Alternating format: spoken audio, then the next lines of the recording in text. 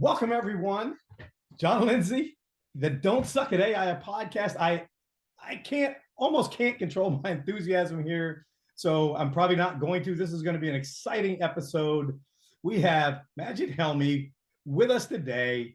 He's a PhD in AI. He has built one of the most awesome products I've seen in a long time. He's taken over just about the rest of the world. He's coming to the United States.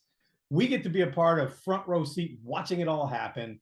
You talk about something that does not suck in AI, this is absolutely it. I could not be more excited to introduce you, my friend. I've had an opportunity to be able to watch some of this take place. And as I was telling you in the green room before we came on, that I've never seen anything like this, man. You have put together lightning in a bottle. You have caught it. You are executing on it. The vision is absolutely flawless. What you're bringing to the market is so needed. The response for the people we've spoken with so far, both from the investment community and from the people who are using the tool and from people who want to use the tool, has been amazing. So welcome to the show. We're going to have some fun, my friend. Tell me something about yourself that I didn't touch on in there that people are going to find interesting. Because look, you're coming over here from another country, about to move, man. It's a huge step. Give us some nuggets, man. Talk to me. Yeah. Well, first of all, it's an absolute pleasure to be on this podcast with you, John. So thank you very much for inviting me. And one interesting nugget is that Newcode actually started with GPT-2 in November 2021. Whoa, okay. That is interesting. I wouldn't have guessed. All right. Yeah, so before ChatGPT was actually out in 2022, Newcode was there already keeping an eye out on how can we start making the processes for those who have a set of documents with some set of standards, utilizing some sort of artificial intelligence in that case to make their work more efficient, more accurate, and standardize it across different departments. Wow. So that's one interesting thing. So AI has been around. It did not start when ChatGPT came into the picture, but there were some engineers sitting at the back there, waiting for that moment. Man, how about it? Well, talk about the moment. So look, you're about to go on a journey, but let's talk about the journey that got you here first. Because again, I was telling you in the pre-show there that I don't even know that I knew anybody that had a PhD in AI. You do. You're coming from academia. Talk to me about the journey, man. How did you dream all this up? We got to hear the story. Yeah, so it actually all started in 2016 when I was working with this. Back then, it was more of like the so-called machine learning algorithms, and the idea of the problem that I was presented back then. It was in a way quite simple, but it was very expensive to fix. You had this huge building. Imagine it's a building with anything between 10 to 20,000 employees, and they had a problem. Is every time the internet router went down, they had to call in an expert engineer, which took anything between 1 to 8 hours to come in. Can you imagine your life at work with no internet between 1 to 8 hours? And if you multiply that by the size of employees who need internet access, then the cost would have been many millions of dollars, depending on the industry you're in. So the idea was quite straightforward. Can we use some sort of algorithms to tell us, which router in the building is causing the problem so we can go hit the restart button? Nice. So, instead of, calling all those senior network engineers to come in and plug in and figure out, and that's when I started my journey in machine learning, where we can actually figure out how can we fix some problems without involving the human expert, but sometimes just figuring out what are the simple things or the simple stuff that I, as a user, can do in order to fix the issue before calling in an expert. I published a paper. I published a paper about it, and then the other interesting part that came across was like, we have all these manuals, but we don't understand what it means, right? So can we have a simpler version of that manual, or let's say in a normal person or layman terms? And I was like, yeah, well, okay. So instead of the AI also trying to predict, it can explain to you how you can actually do it. So, all right, you're telling me to do this on that machine, but how can I even get to that point? And that's when when I started to explore some large language models that can take some sort of language or a set of documents and actually simplify it to the user in terms of whether that's their technical expertise, whether that's their culture, or whether that's the language that they're used to. And I've done quite a lot of research on that. And this is where like the idea branched into two. Number one was like the users would want to upload, for example, extremely sensitive documents where they want the AI to use the system. And the first alarm that would ring was like, wait a second, we're not going to move our sensitive data outside of our cloud.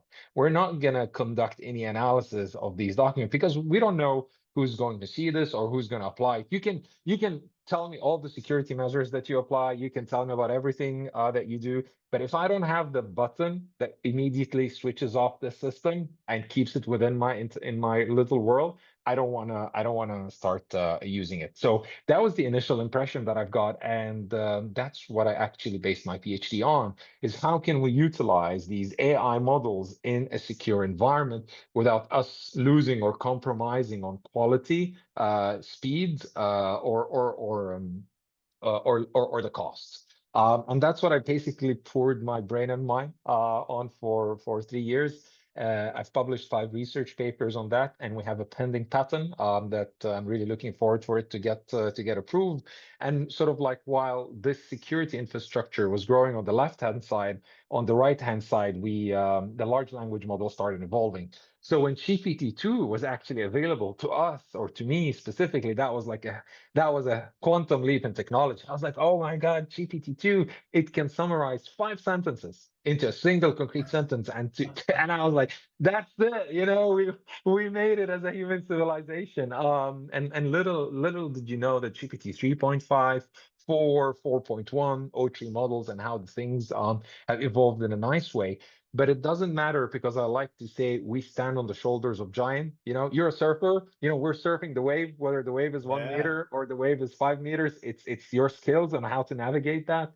So we build the infrastructure knowing that large language models and AI models are going to keep on improving. We just want to make sure that the infrastructure is there so we can provide to our end users the safest and best experience without having to deal with a lot of change management as newer technology becomes available in the AI industry.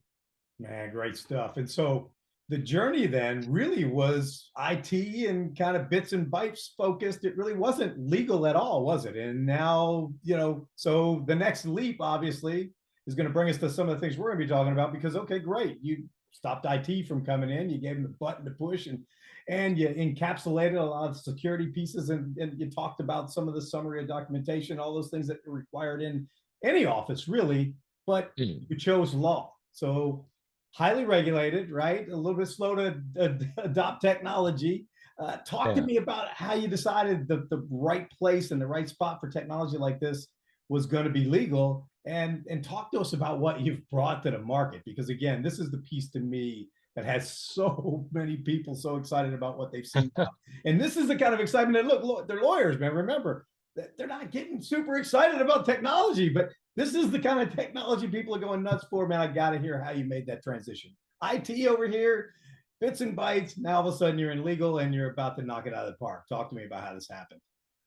Yeah, the goal was actually to have it used by highly regulated sectors, because what I've always noticed is that us as a customer, we always perhaps have access to the best and latest technology. Like, for example, you have like instant messaging application, you have instant video application. But when it comes to submitting a document, let's say to a governmental sector or to a legal sector, you see that it takes ages and it takes so long. So I always felt that the regulated industry, when I asked, well, why can't the regulated industry just use this? And the answer was simple. Well, it's all about security and where is our data going, and the likes. And this is where it came. I was like, okay, the highly regulated conservative industry is not getting what they deserve.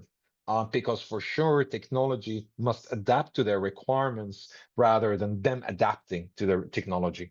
And I always thought that technology is there to serve a purpose. It's not there to force people out of their way. And that's where the idea came in. And that's why we call our platform the integrated AI platform. And the integrated here is the key term. We want that to run at the heart of your organization. We want it to run at the heart of the firm. We don't want you to change the way you do your things. So it was sort of like a mixture that technology should serve the people who need it the most, and to not cause a lot of change management and effect. Because if you add a lot of resistance and if you increase the bar too much, you're not going to have people using your technology. And the last but not least is the integrated part. Is this integrated in my workflow? We see that a lot of people are now getting out of their way, uploading their documents somewhere else and getting it back, for example. And I think this is just the excitement for the technology and that it's all new. But I feel that when usually people go back to their day-to-day work, then they will just go back to how they do things. And that's why we want to put the AI on their day-to-day, how they do things, rather than having to introduce this huge learning module and huge learning curve to integrate or to use something that's outside of their world. No, I Um, agree 100%. And again, one of the things that human nature, right? I mean, you said it yourself that people typically will end up going back to what they know if they're not comfortable and if they can't organize and optimize that change. So in this case, one of the things that we talk about on this show a lot is, okay, so here we're talking about AI, here we're talking about taking things away from people and doing it in automated fashion. And everybody starts to get that fear cap on and goes, oh my gosh, robots are coming, they're going to take all my stuff away. You talked about how putting this at core and central to the business, core and central to the functionality of what people do. Talk to me about the person's role in this. We're not coming to take people's livelihoods, we're coming to make them better at what they do. How does this do that? Yes, so it is definitely not replacing full job roles completely. There is always the aspect that there is a human that will have to check and audit to a certain extent to ensure that it's meeting the requirements for now. For now, Yeah. and what I feel is that the roles are going to evolve. I think the roles will change to be more sophisticated and in more cases even more fun because you're just interacting with the system that you can teach it and show it and let it know what was wrong, what was right, what you actually preferred in terms of the answer. And that will be this will be like a force, it's like an engine. You're just basically taking out the steam, you're basically taking out the steam engine and maybe putting in an electrical engine or a combustion engine in order for you to get to where you want to go faster and more efficient and hopefully cleaner. Yeah. So the roles are going to evolve as part of the skill up, and as these roles evolve to be part of the skilling up of the workforce, companies will become more competitive. They will be able to provide better services at a better cost, which will actually make it available to more and more people. And that is extremely important because businesses are discussing how do we stay competitive? How do we stay relevant? How do we stay on top of the curve? And I think with this technology that we have today, it came no time, and I think the last time I would remember this is the internet time, where law firms can actually, leap forward in terms of competitive advantages with the right mentality and attitude and into integrating these systems, putting in enough hours, putting in enough cash flow, and putting in enough processes. This would be a good ground leveling technology that will help companies move forward. So all I can, and actually, there are a couple of instances that I can think when this has happened. That was, of course, when the internet was there. And then it was the cloud, because the cloud basically enabled companies, even like ourselves, to deploy AI at large scale without us having to invest tens of millions of dollars, right? I don't need to invest like OpenAI does hundreds of millions of dollars to provide an AI service. I can just do it on the cloud. And I think that was the second time where companies could have leaped forward. And the third time now is AI. So that's now the chance. It's AI. And I think in a few years' time, it will be quantum computing. So I think these are the four. And I think once we have all these four in place, we as a civilization and humanity will be somewhere else. Yeah, So not we're just one lawyers, station right? away. You're talking about impacting the whole world. Well, let's talk. So let's Yes. talk a little bit about, because one of the things that we've seen historically, and I've been in this space for about 3.5 years now, watching how technology comes down the pipe, and sometimes it's really only available to the bigger law firms, right? And Mhm. historically, products that compete with the product that you've built here, it's almost Yeah. still the case. It doesn't necessarily retrofit to the mids and the smaller firms. But what we see you bringing to the table here is something that is completely scalable, across all the boards and kind of equalizes the playing field in terms of a lot of Yes. the firms that could not utilize technology like this are going to absolutely be able to use this to knock it out of the park. Talk to me about what that looks like in practicality.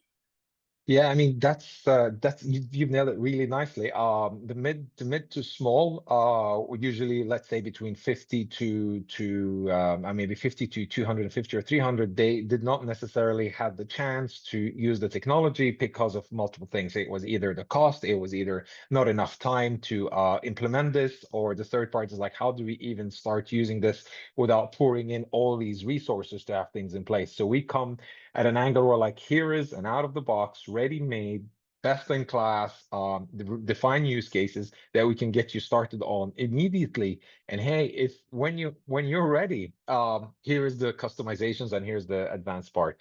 Because the market was kind of split into two, where you either go buy something very, very, very expensive, that perhaps that is defined by a vendor or a company that does not necessarily agree with how you do things. Or on the complete other side, you had to pour millions and millions of dollars into consultancy. By the time it's finished, it's already outdated.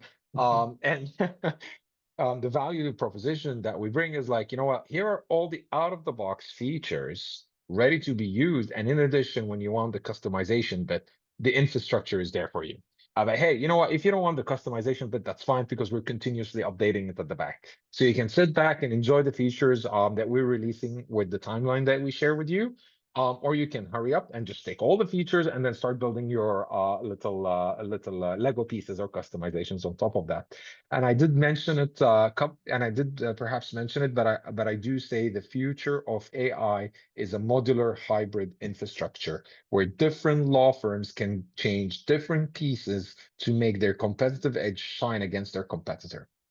Because when everybody starts using the same AI SaaS products, or when everybody's using the same features, what would make one law firm different than the other law firm? What would differentiate me from the others? And I've already gotten this question so much. They're like, okay, everyone is using this. If I use this, then what do I bring to the table to my customers? And the answer is new code. Yeah, no question about it. And it's funny. So I've done several of your videos. So I've shared a lot of the functionality and features with people in some of these videos about what I really find as kind of the top three, top five features about the product. And there's way, way, way more, obviously. Yeah. But if we had to pin you down and say, hey, look, you built this thing and it's got hundreds of features and they're all pretty amazing. But what are the top in your mind? What are the things that when somebody says, man, Maged, tell me about the top three things that this thing does? What do you pick? Because I've gone down the list several times for several different videos, and it's like, Yeah. wow, man, there's a lot of stuff here. I don't know how I narrow this down. Yeah, Yeah. you built it, man. What are your favorite features? My favorite one is that you can upload multiple documents and you can fire parallel queries to extract information across all of them at one go. I think that one here is something that would have naturally taken five, six, let's say, persons to sit and look through the documents and try to manually fetch this. And of course, with the time and the hours they get tired, this is a machine that will not get tired, and it will get you the answer you're looking for when you do that. So that was one of the most exciting piece that I have seen. The second part, and it's very important, is that the regulations changed quite often, and they changed quite a lot. And especially in the US, when you have it like across 50 states and you have multiple layers, and which one take precedence and the likes, and having someone keep track of all of these regulations on all of these court cases and the likes is daunting. So the second most exciting part is like for the AI to tell you, oh, there's an update there in the contract that you shared a couple of months ago is now outdated. Please take a look at this and please update it. So the second one that's very exciting for me. And then the third part is the integration part, is that we can integrate the system in your existing workflows and applications. We don't want to move you out. If you want to build it inside your Teams, if you want to build it in your Outlook, if you want to build it in your ERP system and the likes, this is it. You want an integrated AI system within your existing ecosystems. And that's the third one that really excites me, is that we want to empower all your existing applications with AI, and it's a continuous, consistent AI across your tools instead of just having to do an AI in each of your applications. Nice, man. Very, very nice. And you could go on and on and on. In fact, Oh this yeah, podcast could be hours long. yeah, We actually started talking about all the things that this thing does, because this is the tool that, and I won't mention any names, that others set out to build, kind of missed the mark. This is the reincarnation of what that should have been, and it's here yes, now. So you mentioned the United States. Let's shift away from bits and bytes for a minute and talk a little bit about your next move, because you're talking about bringing it here, right? I'm in the States. yes, And so that's super exciting. Obviously, it's something that pumped us up big time. We feel like this is a huge market here and it's begging for this kind of technology. So you come in here, talk to us about why the choice, where you heading, share the wealth, man. You're coming to yeah. the States, baby. I'm very much excited. I've already had the pleasure to be there several times, and I've spoken with multiple stakeholders. And it's a very exciting place to be in terms of technology, in terms of the breadth and depth of use cases that are available there, and the appetite to push it further. So that really excites us. We're actually in the team for PhDs in AI. And we're always lookout for the next challenge, and we're always on the lookout for the next. I wouldn't say a mountain to climb, but in this case, of course, there are multiple challenges everywhere, and in every part of the world. But the recipients and the attraction that we got from the United States has been fantastic. The users there has been extremely positive. And we really are very much looking forward to work much closer there and have boots on the ground, where we go and dive much deeper into all the integrations, introduce our new agentic workflows and our new orchestration layer that can coordinate and bring what the results that the users deserve with this technology. Right, right, right. Well, we'd be remiss if we didn't ask the question. So, look, it's AI, it's moving fast, it's blazing speed. You've got one of the coolest products anybody's seen in a long, long time. Where are we 24 months from now? Where are we? Can you see? I used to ask people, tell me what the next 5 years look like. 24 is almost tough because every week we see Yeah, yeah, something coming out. But yeah, get into the crystal ball, just as far as you feel comfortable seeing. What's yeah. coming next for us, man? What doesn't suck in AI in your Hmm. world that you see coming? Give me the prediction. What do we got? My prediction will be that every person will have a set of agentic AIs or a set of AIs that are personalized to him or her or they in a very specific manner, where it actually pushes them, or how can I say, empowers them much more than we would usually do with the AI that we have today.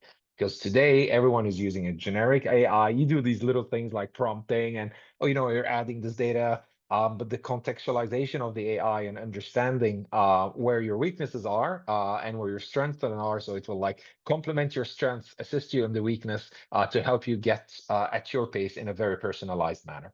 So 24 months, everyone will have their set of AI agents all around them, helping them there. Wow, cool world. And that's not just going to be legal, that's going to be everywhere. We're all going to experience that as we are now. Everybody in the world right Yes. now is seeing it impact them. Look, I'm watching my wife do grocery lists. I'm watching my kid build UFC Yeah. programs. It's crazy how Yeah. impactful this has become, to a level that you didn't just have to be a propeller head anymore to be Yeah. utilizing this, because it's so user friendly and available to everyone. So it's an amazing time to be alive. Well, listen, this has been fun. I can't wait to get you over here. I can't wait to spend some time with you in person. I love everything you guys have done so far. I Thank can't you. wait to see this thing blow up. I don't love the word unicorn, but I think this is going to be one badass company. And I think it's going to change the world. I don't think it's just going to change legal. I think this is Yeah. going to be an organization that not only lawyers know about, but that businesses worldwide know about too. And I think you're sitting right at the precipice of that. So congratulations for everything that you've been able to accomplish, you and your team. It is absolutely amazing. So if people want to go find you until you get here, where are you hanging Mm. out? Are you on LinkedIn, or are you on social? Where do people go find out more about the company, more about you, and more about what you got cooking? Yeah, so you can reach out to me on LinkedIn at any time. I'm usually very good at replying to messages there. So that's the best way to reach me on our website, as you have it at the back there, John. So it's I see it. newcode.ai. It's right there. I need one, by the way. Done. And then I'm more than happy. I'll be in California in June. We will be in Legal Innovators. So we will be around for two to 3 weeks there. Reach out on LinkedIn. I'm more than happy to take a call. Well, look, this has been a blast. I can't wait to see where this goes. I'm so glad to be just a teeny part of it. And again, I am just enamored with what you've been able to build. Congratulations on all the success. Thank you. Look, when we leave this podcast, here's what we typically say. I'm going to let you handle it. We say, because there's a guy out in Australia that I follow and I love it. He says it in a better accent, maybe, but he says, "That's a wrap, baby." So why don't you take us out? Thank you for joining us on the Don't Suck at AI podcast. Maged's a rock star. He's going to take us out of here. What do you got for me, man? That's a wrap, baby. See, that's what I'm talking about. Yeah. More money. Yes.